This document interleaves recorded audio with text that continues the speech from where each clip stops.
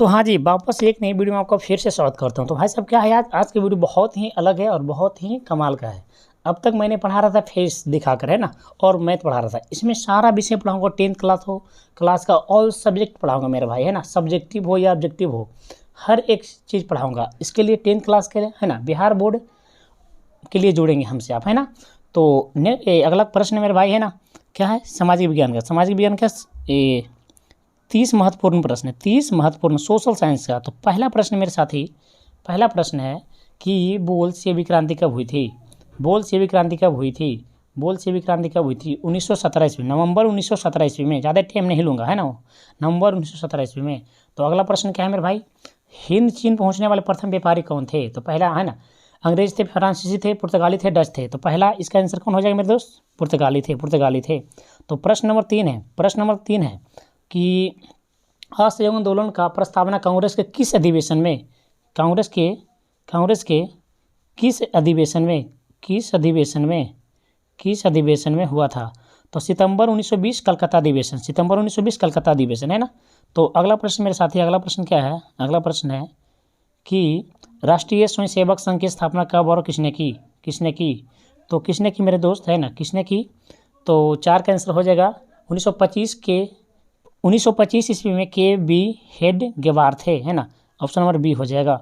तो इसका 5 number question क्या है मेरे भाई, 5 नंबर क्वेश्चन, इंग्लैंड में सभी स्त्री एवं पुरुषों को वैक्स मताधिकार यानी वोट देने का अधिकार कब प्राप्त हुआ, वोट देने का अधिकार कब प्राप्त हुआ, है ना, 1918 ईस्वी में, 1918 ईस्वी में। तो अगला प्रश्न मेरे साथ भाई क्या है ना, 6 नंबर प्रश्न है, 6 नंबर प्रश्न, कौन सा सामाजिक वर्ग बुद्धिजीवी वर्ग के रूप में उभर कर आया मेरे भाई, ऑप्शन नंबर डी, मध्यम वर्ग, मध्यम वर्ग, है ना, मध्यम वर्ग।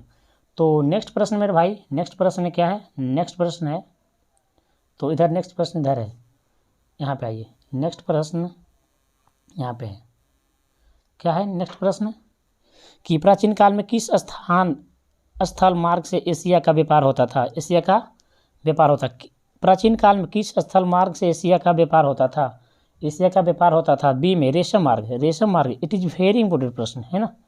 तो अगला प्रश्न मेरे भाई क्या है, अगला प्रश्न क्या है ना, EMVVI क्वेश्चन। क्या है मेरे भाई, EMVVI क्वेश्चन, क्या इसको बोलते हैं, EMVVI question, most very very important question है ना, most very very important question है, EMVVI प्रश्न है। किसने कहा मुद्रा ईश्वर की दी गई महानतम देन है, सबसे बड़ा तोहफा है। तो Martin Luther, option number B, Martin Luther. 8 प्रश्न 9 हो जाएगा। सोपानी कृषि, ये तो बहुत ज़्यादा इंपॉर्टेंट आ गया भाई साहब, बहुत ही ज़्यादा प्रश्न है, इंपॉर्टेंट आ गया। तो जानते हैं सोपानी कृषि किस राज्य में प्रचलित है, हरियाणा, पंजाब, बिहार, उत्तराखंड।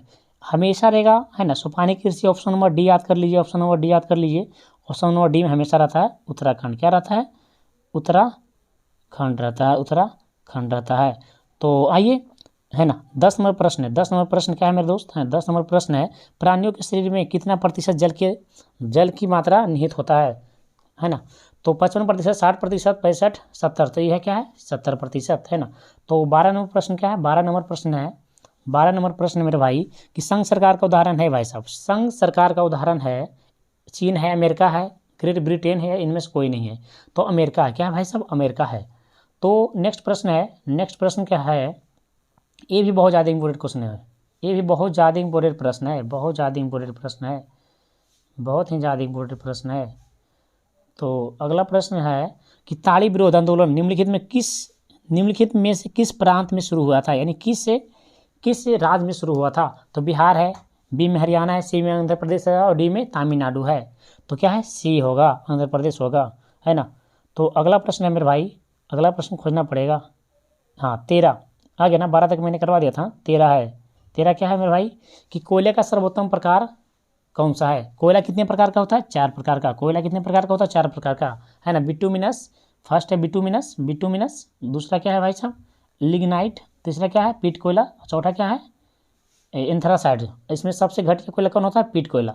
सबसे घटिया कोयला होता है पीट कोयला, सबसे बढ़िया कोयला कौन होता है, एंथ्रासाइड। वही पूछ रहा, सर्वोत्तम प्रकार यानी सबसे बेहतरीन, है ना, तो कौन सा है, एंथ्रासाइड कोयला। तो चलिए 13 नंबर प्रश्न, 13 नंबर प्रश्न क्या बोलता है मेरा भाई, 13 नंबर प्रश्न बोलता है पाइराइट किस प्रकार का खनिज है है ना। ए धात्विक है, बी अधात्विक है, सी परमाणु है और सी ईंधन है, डी ईंधन है। तो इसका आंसर राइट आंसर कौन हो जाएगा? धात्विक है। कौन हो जाएगा? धात्विक है। तो अगला प्रश्न क्या है? अगला प्रश्न है 15 में क्या बोल रहा है भाई? 15 में बोल रहा है इनमें से किस देश में मिश्रित अर्थव्यवस्था है ना। इनमें से कौन सा देश में मिश्रित अर्थव्यवस्था है ना। तो अमेरिका हो गया ए में, बी में है, बी में चीन है, सी में भारत है। तो सी इसका आंसर हो जाएगा, सी इसका आंसर राइट हो जाएगा। तो अगला प्रश्न है मेरे दोस्त, अगला प्रश्न क्या है? 16 नंबर प्रश्न है इनमें से किसे पिछड़ा राज्य कहा जाता है? पिछड़ा राज्य की संख्या 4 है। कौन कौन है? राजस्थान है, मध्य प्रदेश है, उड़ीसा है और बिहार है ना। क्या क्या है? मध्य प्रदेश है, उड़ीसा है, राजस्थान है और बिहार है। अब पिछड़ा राज्य किसे कहा जाता है? बिहार को। पिछड़ा राज्य किसे कहा जाता है? बिहार को। तो अगला प्रश्न है मेरे भाई, अगला प्रश्न है शेयर बाजार की नियामक संस्था है, यानी शेयर बाजार की नियामक संस्था है सिडबी है, सेबी है, आरबीआई है, स्टॉक एक्सचेंज है। कौन है मेरे दोस्त? इसका आंसर कौन हो जाएगा? इसका आंसर हो जाएगा सेबी है। कौन है? सेबी है। 17 का कौन हो जाएगा? सेबी है। 17 का सेबी है ना। तो अगला प्रश्न आइएगा, अगला प्रश्न क्या है? अगला प्रश्न कि निम्नलिखित में से कौन सा राष्ट्रीय दल नहीं है। तो ऑप्शन नंबर सी है भाई साहब, लोक जनशक्ति। तो अगला प्रश्न क्या है? अगला प्रश्न है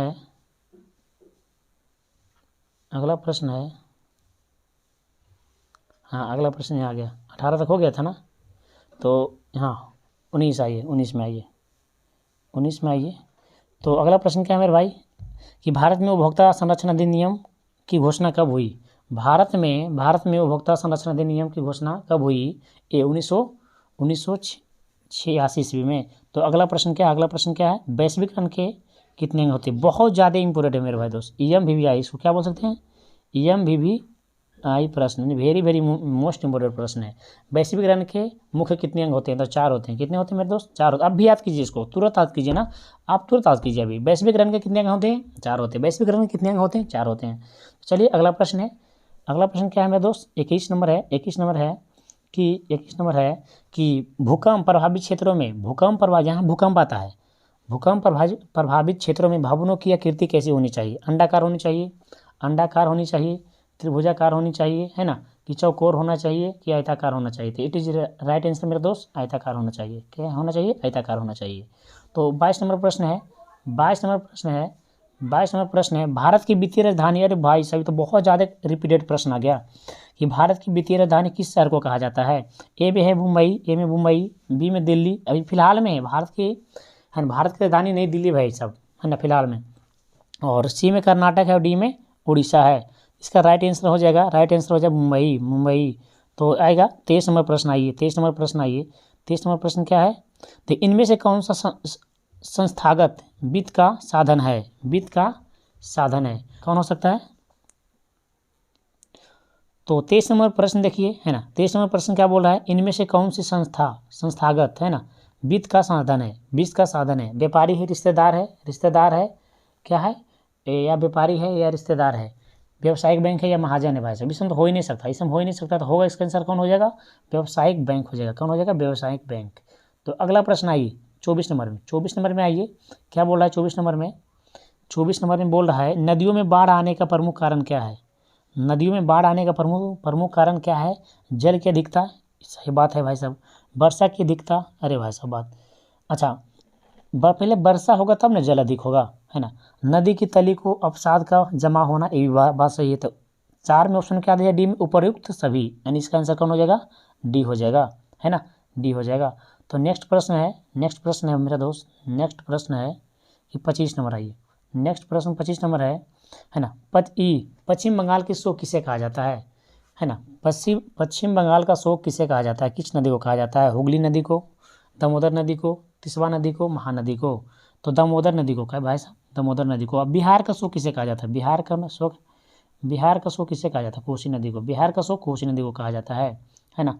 तो अगला प्रश्न आएगा 26 नंबर प्रश्न है, आ गया। बिहार का शो किसे कहा जाता है? कोसी नदी को। तो कुशहा तटबंध किस नदी पर स्थित है? यानी कुशहा तटबंध किस नदी पर है? कोसी नदी है ना, गंडक नदी, दामोदर नदी, डी में है गंगा नदी, डी में गंगा नदी है। तो इसका राइट आंसर मेरे दोस्त, इसका राइट आंसर है कोसी नदी, इसका राइट आंसर है कोसी नदी। तो अगला प्रश्न आइए, क्या है भाई साहब, है ना, किस देश को बाढ़ का देश कहा जाता है? अरे भाई साहब बहुत ज़्यादा इंपॉर्टेंट प्रश्न है, आपदा प्रबंधन का है ना, डिसास्टर मैनेजमेंट का क्वेश्चन आ गया। किस देश को बाढ़ का देश कहा जाता है? किस देश को बाढ़ का देश कहा जाता है? भारत को, बांग्लादेश को, म्यांमार को, नेपाल को? तो बाढ़ का देश बोलेगा ना भाई साहब, बाढ़ का देश बोलेगा तो बांग्लादेश। अब बोलेगा ज्वालामुखी अब भूकंप का देश है ना, ज्वालामुखी और भूकंप का देश, तो बोलिएगा क्या? जापान को। इसको बोलिएगा जापान को, ज्वालामुखी और भूकंप का देश बोलिएगा तो जापान को। तो अगला प्रश्न आइए, 3 प्रश्न और भाई साहब, जल्दी जल्दी देख लेते हैं, उसके बाद छोटी बातें हैं, है ना। तो क्या बिहार का कौन सा भाग बाढ़ ग्रस्त क्षेत्र है? यानी बिहार का कौन सा क्षेत्र बाढ़ से ग्रस्त है, जहाँ बाढ़ आता है? तो पूर्वी बिहार, पश्चिमी बिहार, दक्षिणी बिहार, उत्तरी बिहार, कौन सा है ऑप्शन है? उत्तरी बिहार। तो ये बात तो आपको आद हो गया कि बाढ़ आता है उत्तरी बिहार में, तो लेकिन सुखाड़ कहाँ आता है? सुखाड़ कहाँ आता है? सुखाड़ कहाँ आता है? सुखाड़ कहाँ आता है? तो कौन? दक्षिणी बिहार में आता है। सुखाड़ कहाँ आता है भाई साहब? दक्षिणी बिहार में। सुखाड़ कहाँ आता है? दक्षिणी बिहार में। बाढ़ आता है उत्तरी बिहार में, बाढ़ आता है उत्तरी बिहार में, सुखाड़ आता है दक्षिणी बिहार में। तो 29 नंबर प्रश्न आइए, 29 नंबर प्रश्न बहुत MVVI क्या है भाई साहब? MVVI प्रश्न है, क्या है? MVVI क्या बोलते हैं? MVVI प्रश्न है ना। तो इसका है सुखाड़ क्या है ना, सुखाड़ क्या है? प्राकृतिक आपदा है कि मानव जनित आपदा है, या जनित होगा है ना, या सामान्य आपदा है? इनमें से कोई नहीं। तो ये बहुत ज़्यादा इंपॉर्टेंट प्रश्न है। सुखाड़ हो गया, सुनिएगा ध्यान से, सुखाड़ हो गया, बाढ़ हो गया, भूकंप हो गया, ज्वालामुखी हो गया, चक्रवात हो गया, सभी क्या है? प्राकृतिक आपदा। क्या है भाई साहब? प्राकृतिक आपदा। बाढ़ सुखाड़ ज्वालामुखी है ना, चक्रवात क्या है? प्राकृतिक आपदा। और जिसे इसका एग्जाम्पल कैसे होगा? मानव जनित आपदा, जो मानव करता है, मानव जनित आपदा। जैसे हो गया रेलवे दुर्घटना, रासायनिक प्रयोगशाला में बम फट जाना, बम का फटना, है ना, सब क्या है भाई साहब? मानव जनित आपदा है। रेलवे दुर्घटना सब हो गई है ना। तो सुखाड़ क्या है? प्राकृतिक आपदा। सुखाड़ क्या है? प्राकृतिक आपदा है ना। किस भूकंपीय तरंग की गहनता सबसे अधिक होती है? पी तरंग, एस तरंग, है ना, पी तरंग, कभी कभी इसे देखा पी तरंग लिखेगा, पी तरंग समझ लीजिएगा, पी तरंग है ना, एस तरंग, टी तरंग, ईल तरंग। तो इसका ऑप्शन कौन हो जाएगा सही में भाई साहब? तो पी तरंग। कौन? पी तरंग। तो दोस्तों है ना, आप कमेंट में बताइए कि वीडियो कैसी लगी, और अगर है ना ये चलेगा, लगातार चलेगा, आपको मॉडल सेट में करवाऊंगा, लगातार आपको मैं करवाऊंगा, है ना, लगातार करवाऊंगा। 2011 से 2022 तक जो भी प्रश्न पूछा गया है हर एक विषय में, वह सब्जेक्टिव हो या ऑब्जेक्टिव हो, है ना, सारा चीज़ मैं बताऊंगा। तो बताइएगा वीडियो कैसी लगी, वीडियो पसंद है वीडियो को लाइक कर दीजिएगा, है ना, वीडियो को लाइक कीजिएगा, अपने प्यारे प्यारे दोस्तों में शेयर कीजिएगा, कर दीजिएगा ना। उसके बाद चैनल कमेंट, प्यारा सा कमेंट कीजिएगा, क्या कीजिएगा? कमेंट कीजिएगा, है ना। उसके बाद क्या कीजिएगा? उसके बाद सब्सक्राइब करना है तो सब्सक्राइब कर दीजिए। अरे बहुत बढ़िया, सब्सक्राइब कर दीजिए ना, बहुत ज़्यादा आपको बेनिफिट मिलने वाला है मेरे वीडियो से, है ना भाई साहब। तो मिलते हैं नेक्स्ट वीडियो में किसी और वीडियो के साथ, है ना। तो गुड बाय।